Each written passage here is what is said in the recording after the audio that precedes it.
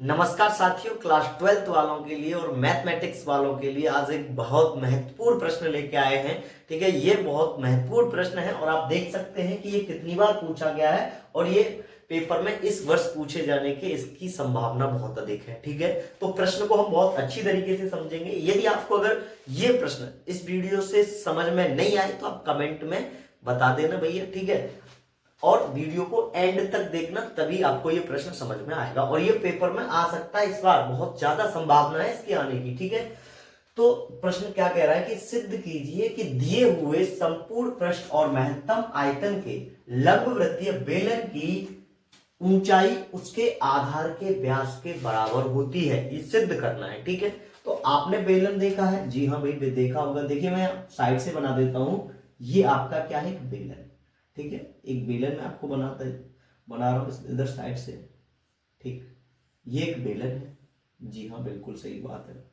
अब इस बेलन की हाइट ये है जिसको मैंने h मान लिया। बिल्कुल सही बात है। अब ये आधार है इसका। अब चाहे आधार और ये ऊपर वाला जो आपको दिखाई दे रहा है, ये वृत्त के रूप का होता है, तो इसका एक सेंटर होगा, यहां से इसकी त्रिज्या होगी r। क्या होगी? r। जो त्रिज्या यहां होगी वही त्रिज्या इसके आधार के वृत्त की त्रिज्या होगी। बात समझ में आ रही है?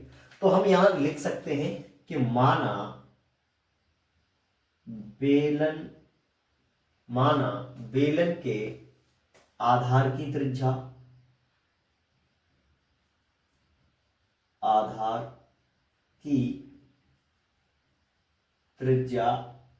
r है। क्या है? r मान ली हमने बेलन के आधार की त्रिज्या। अच्छा, दूसरी बात, बेलन की ऊंचाई क्या मानी? h। क्या है? h है। ये r है, ये क्या है? h है। बिल्कुल सही बात है। यहां तक समझ में आया होगा। अब एक बात बताइए, बेलन का संपूर्ण पृष्ठीय क्षेत्रफल क्या होता है? तो याद रखना क्या होगा। देखो, संपूर्ण पृष्ठीय क्षेत्र का मतलब टोटल कर्व सरफेस एरिया। तो भाई एक तो ये वृत्त के रूप का हो गया एरिया, और एक ये नीचे वृत्त के रूप का एरिया हो गया, और ये इसका वक्र पृष्ठीय क्षेत्रफल। तो हम ये कह सकते हैं कि भैया वक्र पृष्ठीय क्षेत्रफल होता है इसका 2πr h प्लस वृत्त का क्षेत्रफल क्या होता है? पाई आर स्क्वायर। लेकिन इसमें दो वृत्त लगे हुए हैं समान, तो ये हो जाएंगे 2πr²। बात क्लियर? बताइए, बात क्लियर होगी? अरे ऐसे समझो जैसे मेरे पास मार्कर है। अब इस मार्कर का ये जो आपको दिखाई दे रहा है ना, ये क्या है? वक्र पृष्ठीय क्षेत्रफल। अब एक यहां ये वृत्त के रूप का हो गया और एक इधर ये वृत्त के रूप का हो गया, तो एक वृत्त और एक वृत्त, दो वृत्त। ठीक है, तो इसका πr² और इसका πr², 2πr² और इसका 2πrh। तो टोटल संपूर्ण पृष्ठीय क्षेत्रफल कितना हो जाएगा? 2πrh plus 2πr²। अब तो समझ में आया। चलिए, अब दूसरी बात, इसको दे दो इक्वेशन फर्स्ट। इसको क्या कहेंगे? Equation first. इतनी बात क्लियर। दूसरी बात हम लिखेंगे कि बेलन का आयतन होता है πr²h। और एक बात याद रखना, इसको v इक्वल टू मानेंगे और क्षेत्रफल हमेशा s, सरफेस एरिया। ठीक है, s। तो इसको दे दो इक्वेशन सेकंड। इसको क्या देंगे? Equation second. अब देखना मैं जो सॉल्व करूंगा, इधर देखें। अगर मैं आपसे कहूं, क्योंकि देखो इसमें दो चीज पूछ रहा है, आधार की ऊंचाई, आधार की त्रिज्या और ऊंचाई। तो मैं यहां से h का मान निकालूंगा समीकरण 1 से। तो मैं लिखूंगा समीकरण 1 से h का मान। तो भाई h का मान कैसे निकालेंगे? तो भाई एक बात बताओ, s इक्वल टू इक्वेशन लिखिए 2πrh प्लस के 2πr²। 2πrh प्लस के 2πr²।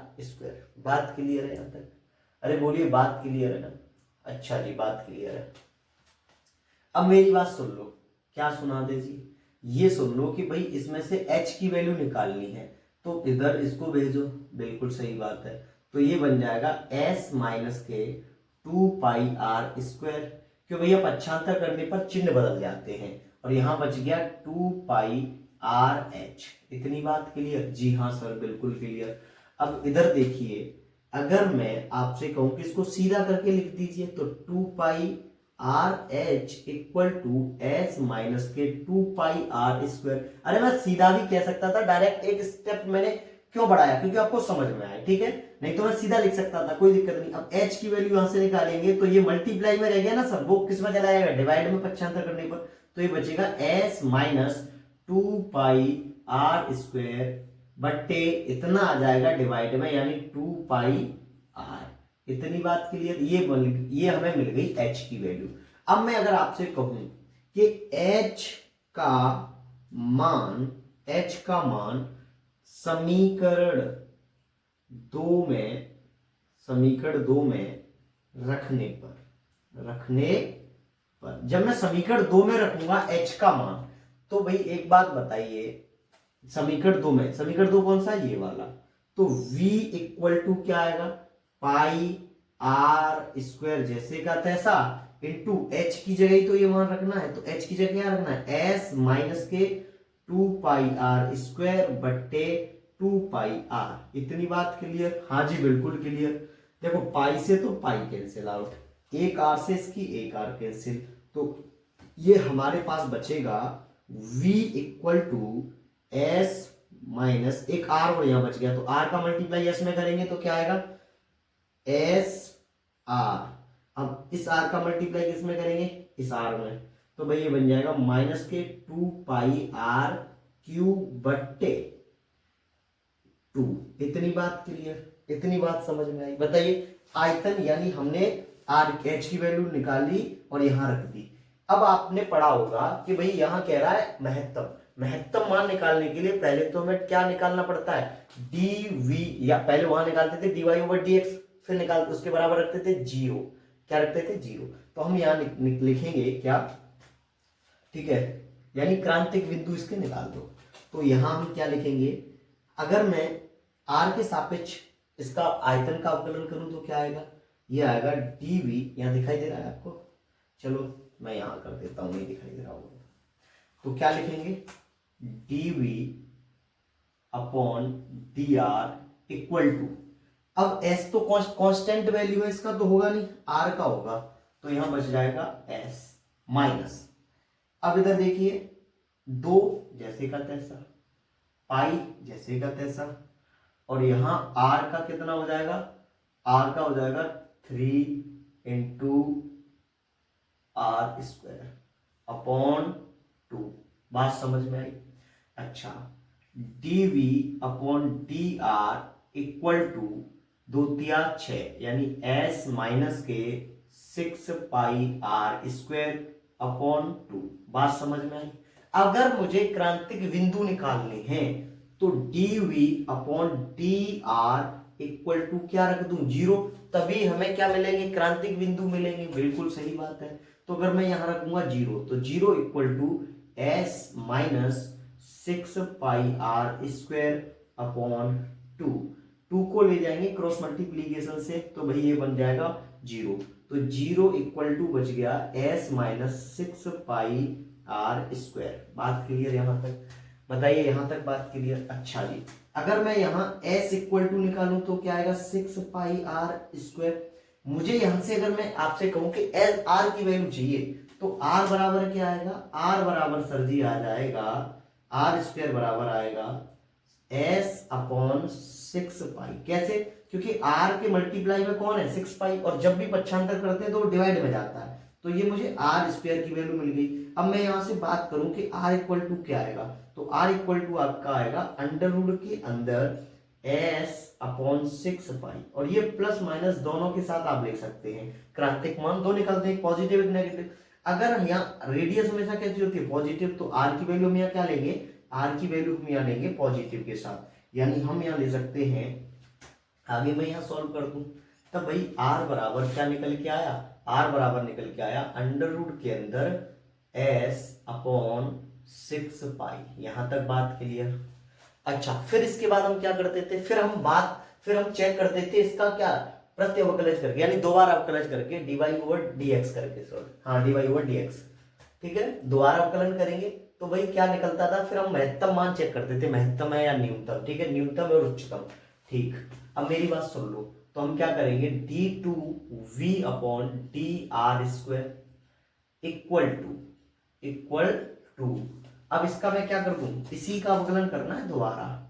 तो मेरी बात सुनो, s तो कांस्टेंट वैल्यू थी तब, हाँ जी बिल्कुल, तो इसका क्या हो जाएगा, जीरो माइनस 6 पाई कांस्टेंट वैल्यू है, जैसे कि तैसी रखो।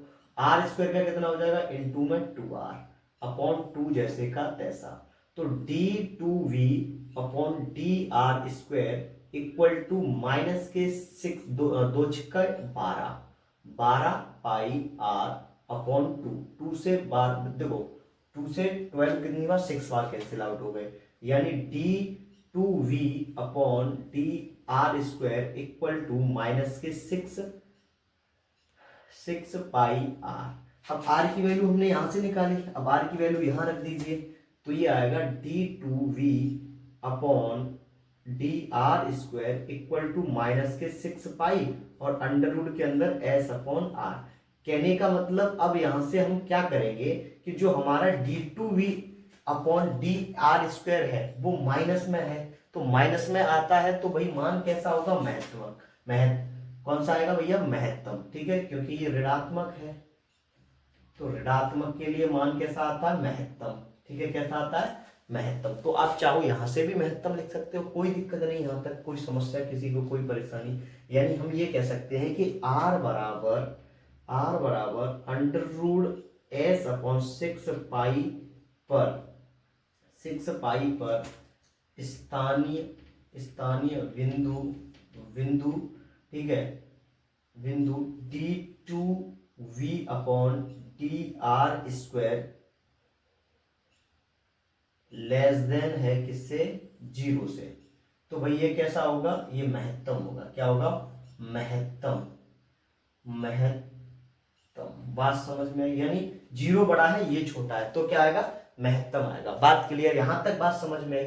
अब इसके बाद हमें प्रूफ क्या करना था, हमें प्रूफ करना था कि भैया ये बोल रहा है कि ऊंचाई उसके आधार के व्यास के बराबर होती है। तो यहां तक तो आपको ये बात समझ में आई। अब मुझे एक साइड का कहीं का मिटाना पड़ेगा आगे सॉल्व करने के लिए। ठीक है, क्या करना पड़ेगा, मिटाना पड़ेगा। तो भाई मैं मिटा दूं एक साइड से कहीं से। ठीक है, मैं एक साइड से इसको मिटा देता हूं। आप यहां तक समझ गए होंगे ना। अगर दिक्कत हो रही होगी तो वीडियो को पीछे बैक करके देख लेना। ठीक है, तो मैं यहां से एक साइड से यहां मिटा देता हूं। ठीक, अब हम क्या करेंगे, अब भाई आपको मैं ये इक्वेशन सेकंड दे दिया था, मैं यहां एक और इक्वेशन दे दूं, हाँ जी, कहां से दे दूं, इसको दे दूं मैं सेकंड थर्ड। ठीक है, अब मैं कहूं कि समीकरण वो तो हमने उच्चतम तो सिद्ध कर दिया, समीकरण 3 का मान समीकरण 1 में रखने पर समीकरण 1 आपका क्या है, ये है, और s की जगह है, तो भाई समीकरण 1 क्या था, पहले मैं लिख देता हूं, s equal to 2 pi r h plus 2 pi are square. s की वैल्यू यहां कौन सी निकल के आई, s की वैल्यू निकल के आई भाई ये रही, आपको दिखाई दे रही होगी ये रही। तो यहां रख दो 6 pi are square equal to 2 pi r h plus 2 pi are square. 2 pi are square को इधर लेके आओ तो ये बच जाएगा 6 pi are square minus 2 pi are square equal to 2 pi r h. 6 pi are square में से 2 पाई आर स्क्वायर चला गया तो कितना बच गया, 4 pi are square equal to 2 pi r h. देखो 2 से ये कितनी बार जाएगा, 2 बार, पाई से पाई कैंसिल, एक आर से एक आर कैंसिल, यानी यहां एक आर बच गई, यानी 2r equal to h, 2r equal to h. यानी अगर मैं इसको सही तरीके से लिखूं तो 2 गुना हो गया क्या, त्रिज्या, किसकी, ऊंचाई की, किसकी, ऊंचाई की। बात समझ में आई, ऊंचाई की। अब देखो क्वेश्चन में यही तो पूछा था, क्वेश्चन में पूछा कि ऊंचाई उसके आधार के व्यास के बराबर होती है, और भैया ये 2 गुना त्रिज्या किसके बराबर होती है, व्यास। तो हम लिख सकते हैं व्यास बराबर ऊंचाई, तो हैंस प्रूव्ड। ठीक है, आपको समझ में आ गया होगा उम्मीद करता हूं, ठीक है। और ये प्रश्न इतना इंपॉर्टेंट है, इतना इंपॉर्टेंट है कि भाई ये प्रश्न आपको डिक्टो रखा मिलेगा एग्जाम में, ठीक है। अगर आपको वीडियो अच्छी लगे तो चैनल को लाइक करेंगे, ठीक है, सॉरी वीडियो को लाइक करेंगे और चैनल को सब्सक्राइब करेंगे। धन्यवाद।